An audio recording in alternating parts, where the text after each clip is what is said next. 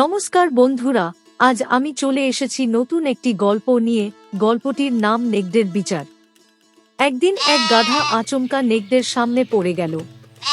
নেকড়ে কিন্তু স্বভাব মতো সঙ্গে সঙ্গেই গাধাকে মেরে ফেলল না। সে গাধাকে বলল, তোমার ভয় নেই, আমি অন্য জন্তুদের মতো অত্যাচারী না, কখনো অন্যায় করি না। বিচার করে দেখব তোমাকে খাওয়া ঠিক হবে কিনা। এখন শোনো, আমরা দুজনেই জীবনে যা যা অপরাধ করেছি খুলে বলবো। তারপর যদি দেখা যায় তুমি বেশি অপরাধ করেছো, তবেই তোমাকে আমি খাবো। আমার অপরাধ বেশি হলে তোমাকে কিছুটি বলবো না। ভয়ে গাধার মুখ শুকিয়ে গিয়েছিল। সে আর কি বলবে, ফ্যাল ফ্যাল করে নেকড়ের দিকে তাকিয়ে রইল। নেকড়ে বলল, আমার অন্যায় কাজের কথা তোমায় বলছি শোনো। এ পর্যন্ত বহু ছাগল, গরু, ভেড়া, গাধা এবং কিছু রাখালকেও আমি মেরে খেয়েছি। তবে কি জানো, সবই আমাকে করতে হয়েছে দায়ে পড়ে, খিদের জ্বালায়। ইচ্ছে করে কাউকে মারিনি।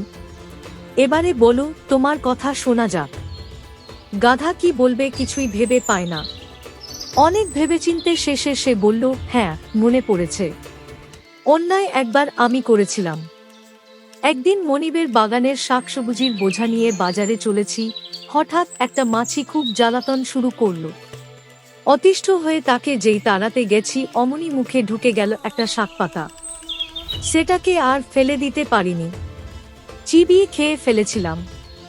মনে আছে, দেখতে পেয়ে মনিব আমাকে লাঠির ঘা মেরেছিল। গাধার কথা শেষ হতেই নেকড়ে চোখ কপালে তুলে বলল, এটা সাংঘাতিক অন্যায় কাজ হে। তোমার মনিব কত কষ্ট করে মাটি চষেছে, রৌদ্রে পুড়ে বীজ পুঁতেছে, জল দিয়েছে, তারপর সবজি তুলতে গিয়ে মাথার ঘাম পায়ে ঝরিয়েছে। আর তুমি কি না ভাবতেও আমার গা শিউরে উঠছে। তুমি কত বড় অকৃতজ্ঞ, সেই সবজি না বলে কয়ে দিব্যি চিবিয়ে খেয়ে ফেললে। তুমি মনিবের যে লাঠির ঘা খেয়েছ, তোমার অপরাধের তুলনায় তা খুবই সামান্য। অন্যায় কাজের উপযুক্ত শাস্তি তুমি পাওনি, তাই আজ বিধাতার ব্যবস্থায় তোমাকে আমার হাতে পড়তে হয়েছে। আমার আজ মোটেও খিদে ছিল না, তবু বিধাতার বিচারের কথা ভেবে তোমাকে খেতে হচ্ছে। আমার কিছু করার নেই। কথা শেষ করেই নেকড়ে গাধার টুটি কামড়ে ধরে তাকে মেরে ফেলল। বন্ধুরা, এর থেকে আমরা শিখলাম, মন্দ লোক নিজের দোষ দেখে না, অপরের সামান্য দোষকেও বড় করে দেখে। আমি আশা করি আপনি এই গল্পটি উপভোগ করেছেন। যদি গল্পটি ভালো লেগে থাকে তবে লাইক এবং শেয়ার করতে ভুলবেন না। এরকম আরও গল্পের জন্য চ্যানেলটি সাবস্ক্রাইব করে দেবেন। ধন্যবাদ।